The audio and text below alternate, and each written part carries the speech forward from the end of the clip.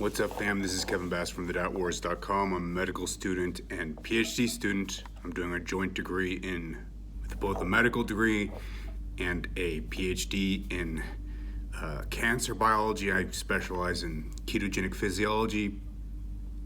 About to graduate in a year, and then I will be going on to clinical rotations for the last 2 years. So I've done 2 years of med school, several years of PhD, and then I'm going to finish my med school soon. I like to debunk misinformation on the internet, and that's what I'm going to be doing in this video, in particular with respect to Rhonda-Patrick and Andrew Huberman. We're going to watch a clip with Huberman, a recent clip on the Lex Fridman podcast. It is from, I want to say, 2 weeks ago, where he's interviewed by Lex, and he shares some misinformation that was first popularized by Rhonda-Patrick. It's misinformation because it only tells one side of the story, doesn't explain what the limitations are of this one side of the story, and neglects to tell the other side of the story, which is that there is a large, or at least there's a substantial scholarly debate in the scientific literature about some of these claims.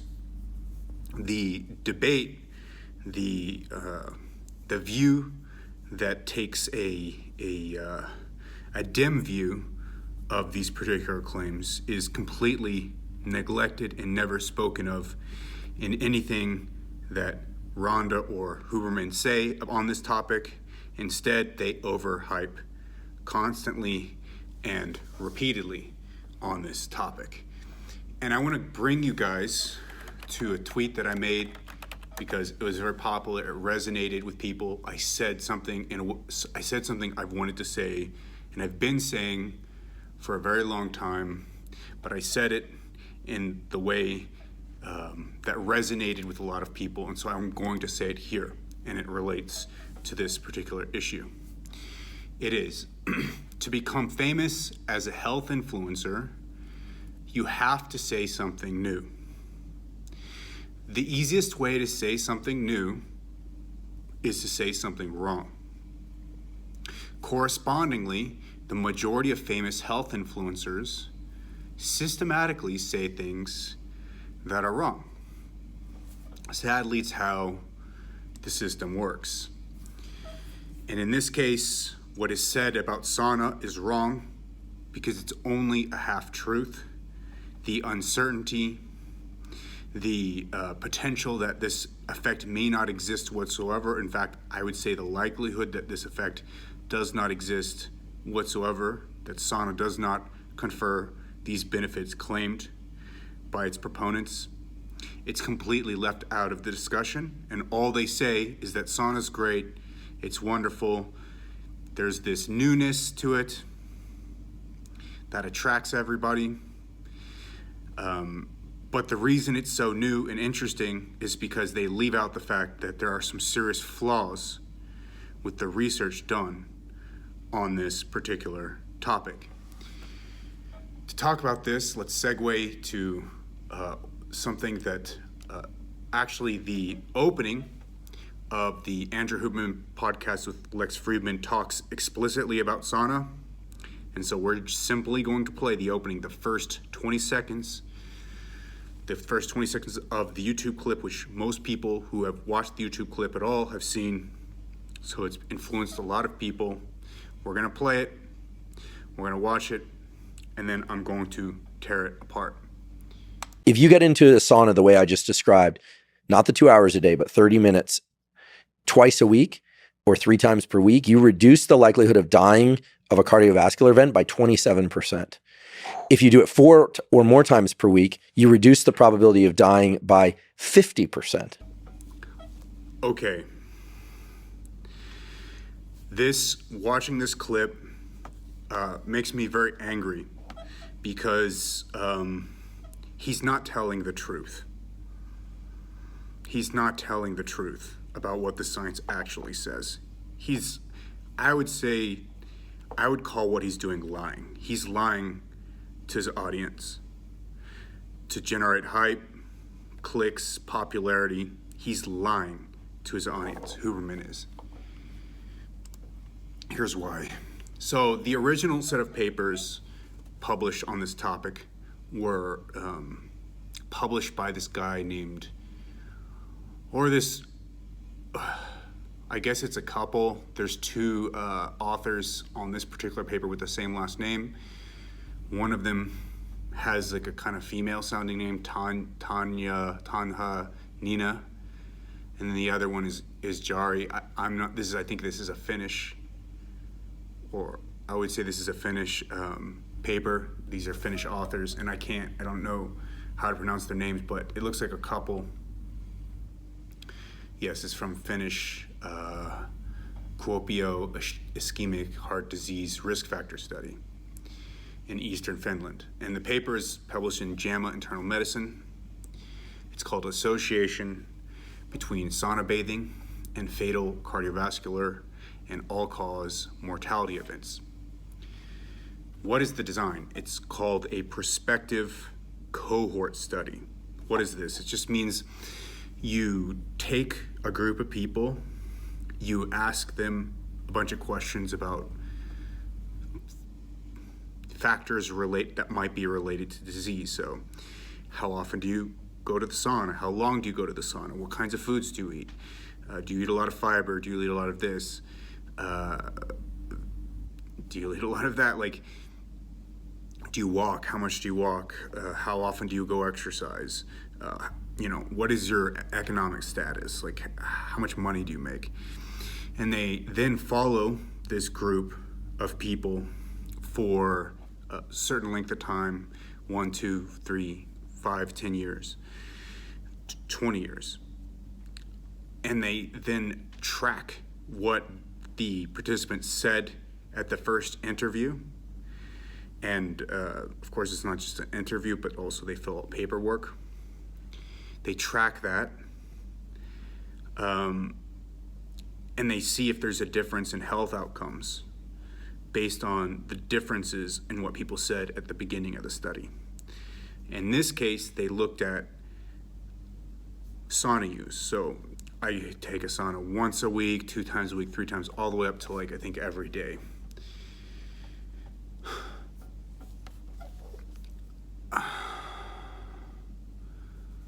All the way up to every day.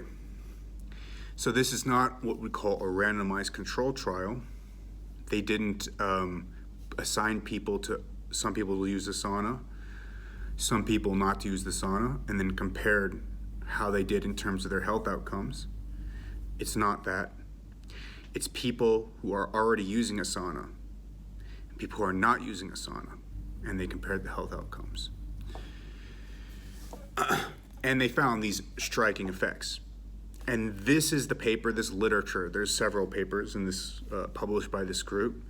But this is the first paper, as far as I'm aware, or one of the first papers, or one of the most high-profile papers that is used, that is cited to support this idea that sauna causes these cardiovascular benefits and disease benefits, reduced risk of death. The problem is pointed out by this group of researchers, and there's a response to this paper in JAMA Internal Medicine. It's called "The Link Between Sauna Bathing and Mortality May Be Non-Causal." That is to say,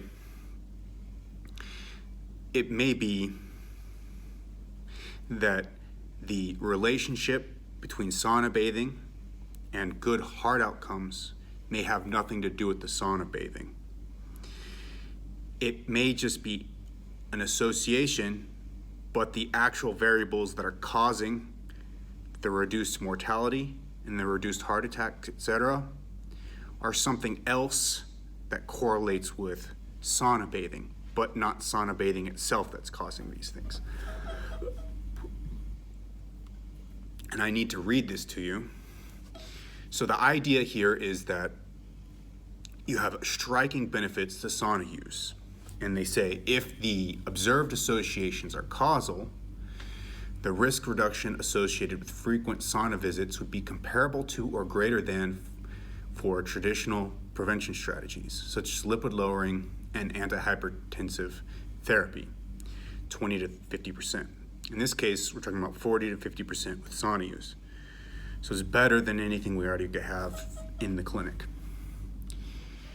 So there's two mechanisms that this group of researchers pointed out as being non-causal mechanisms potentially contributing to the findings. Two mechanisms. One is confounding and reverse causation bias. First, there is an extraordinarily pervasive association between socioeconomic circumstances and health, with greater affluence linked to lower risk. Men who reported 4 to 7 sauna sessions a week probably own a sauna and have the time and resources, such as wood and electricity, to heat it frequently, which is possibly not the case for men who reported 1 sauna session a week. Adjustment for a composite socioeconomic status variable measured once at baseline might be insufficient to eliminate confounding by this socioeconomic difference. So it could just be the people who have a sauna are better off, more wealthy, and the attempt to adjust and account for this was insufficient in the statistical adjustments used to try to correct for this bias. Okay, the second, and I like this one even more, I prefer this one. The authors note heart rate increases of up to 100 beats per minute during sauna sessions at moderate temperatures and up to 150 beats per minute during hotter saunas. Although not an issue for healthy individuals, such a cardiac challenge may feel uncomfortable for participants with poor respiratory fitness and pre-existing disease. Simple adjustment for disease versus no disease may not entirely solve this problem. I'm going to explain this in my own words.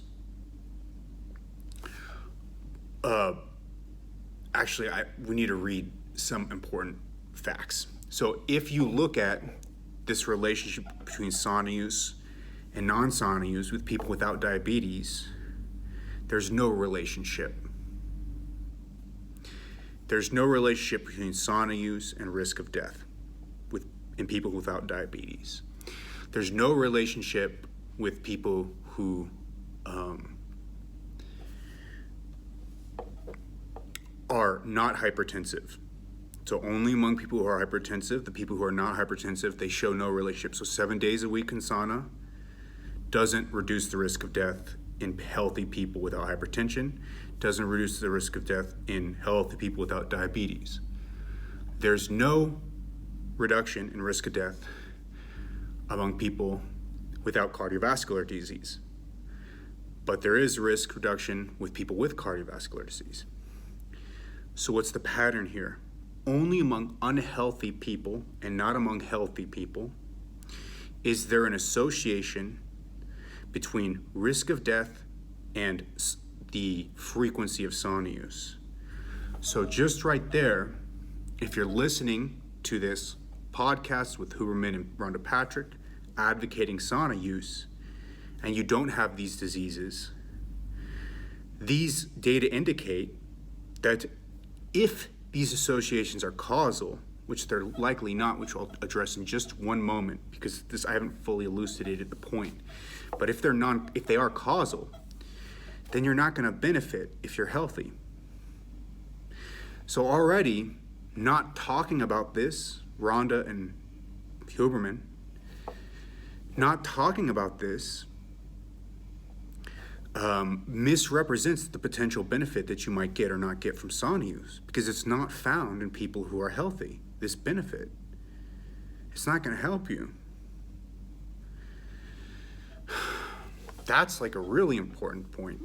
But the more important point even is that among people with diabetes, it's the people who have the worst diabetes who are going to be the least able to go into the sauna. The people with the worst hypertension who are going to be least able to go into the sauna to tolerate the stress of the sauna, 100 beats per minute, 150 beats per minute. People with the worst cardiovascular disease be unable to go into the sauna. What this commentary on the paper is arguing is that it's actually the severity of the disease, it's gradations in the severity of disease, that's causing people to be able to do more sauna or less sauna, and that's accounting for the apparent benefit. That is to say, I think this is reverse causality. They call this reverse causation bias. That is to say, people who are healthy are able to do sauna within these disease categories, and people who are less healthy are unable to do sauna. So of course the people who are healthy at baseline are able to do more sauna and are going to live longer because they're healthy at baseline, but it's not the sauna that's causing it, it's the fact that they're more healthy and more able to tolerate the sauna use, and they're going to live longer. So that may explain why it's only within people with diabetes, with hypertension, with cardiovascular disease, it's only inside these groups, within these groups, that we see an effect. And it's not people without these diseases. There's no effect in people without these diseases, suggesting that the entire effect here is entirely caused by reverse causality, which is not a problem with randomized controlled trials, where you assign a group of people to one intervention and assign the other group to a placebo. It's not a problem with those trials. This is a prospective cohort study where we look at what everybody's doing at baseline and just follow them. We don't assign people to anything. So there's a potential for reverse causation causing these problems.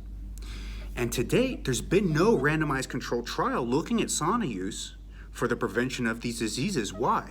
Because if this study was so profound and important and could change everything the way that we see about health, then these randomized controlled trials would be done immediately. But there's a lot of questions about whether or not these trials actually indicate, whether or not these prospective cohort studies actually indicate a real effect. So people are a little blasé. But this is never communicated by Rhonda or Huberman anywhere. It's never communicated. They never talk about it anywhere. They never talk about it. They never discuss it. They never tell people these caveats. That's not in healthy people. That's only in people with diabetes, hypertension, and cardiovascular disease. They never tell anybody that. They never tell anybody about the problem for controlling for socioeconomic status. They never do. And here's where it gets even more interesting. Sauna bathing in this other article called, it's again the same title, it's the same commentary, it's by Epstein and Schoenfeld, Joram Epstein and Yehuda Schoenfeld.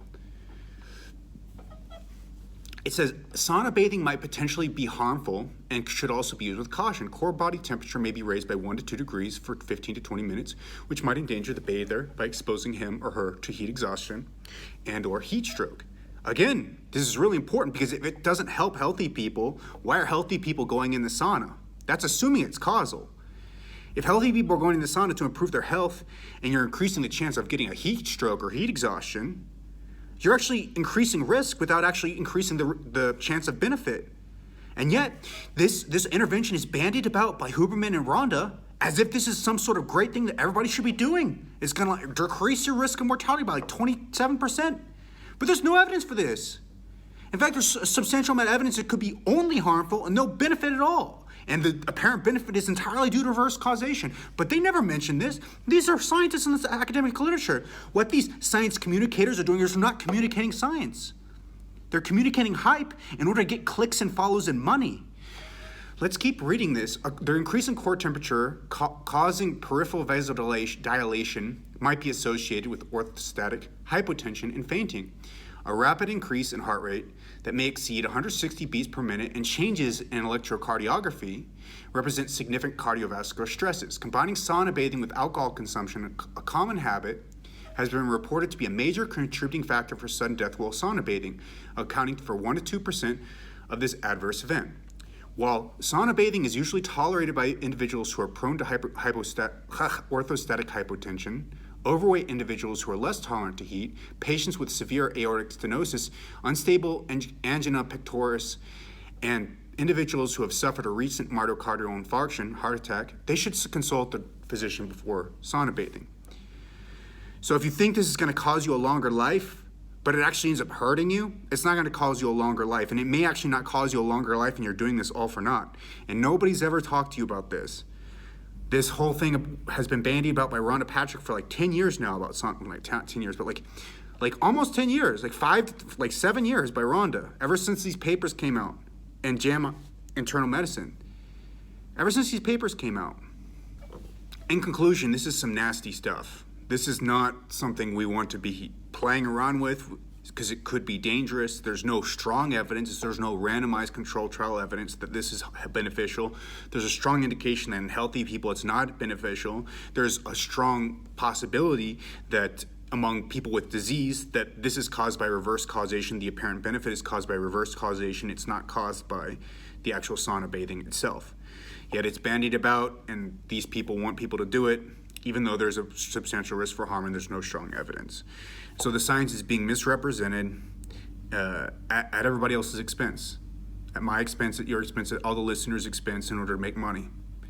And it's harming public health, potentially. It's potentially harming public health by getting people to do this thing that may be a waste of resources and may actually hurt people.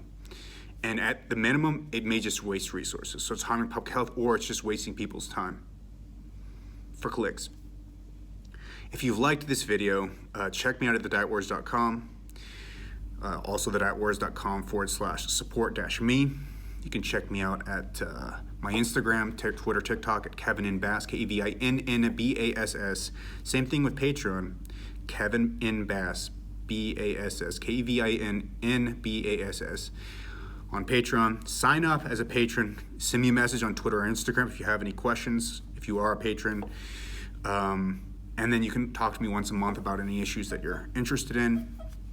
We'll go over stuff for about 30 to 45 minutes related to some of the stuff I've talked about on YouTube, but I can go into greater detail with respect to your particular situation and think things through with you. Of course, I'm not a doctor, and I'm not playing doctor, but I'm just like, if people want to go deeper with this information and learn more and pick my brain about things, I'll do that with you one-on-one if you sign up as the top tier patron.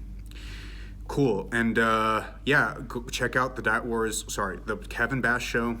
That's going to be on Apple Podcasts and on Spotify. That is my podcast, the podcast version of this. If you're watching the YouTube channel, check that out and leave a review, leave a rating. If you're listening to this on the Kevin Bass Show on the podcast, check out the YouTube channel at the Kevin Bass Show. The computer screen just turned off, so I'm now blue. I look like a Picasso, and it's now black. That's great. I'm in the dark. Okay, fine. It's the computer is giving me really strong get out of here vibes. Yeah, so check me out on YouTube as well at KBass Philadelphia. That's gonna be my screen name on the YouTube, the great YouTube. And then you guys can see what I'm talking about when I talk about these studies. So, hope you enjoyed this, hope you liked it, hope it was useful for you. Let me know what I can do better, because I'm always working on seeing what I can do better to make these better, and then let me know what I did well, because that feedback is also really good. So if you think I'm the man, I'm a legend, it's always good to hear that kind of stuff, because for me, it's not that I don't have an ego, but I often wonder, how useful some of the stuff I'm doing is. So the more I get positive feedback, hey man, that kind of helps. So if you think this is great and you want to give some positive feedback, that'd be great, and I would appreciate that a lot. So with that said, once again, hope you guys liked it, and peace out. Check out my other podcasts and YouTube videos, and wait and watch for the next one, because the next one's going to be a banger too. Peace.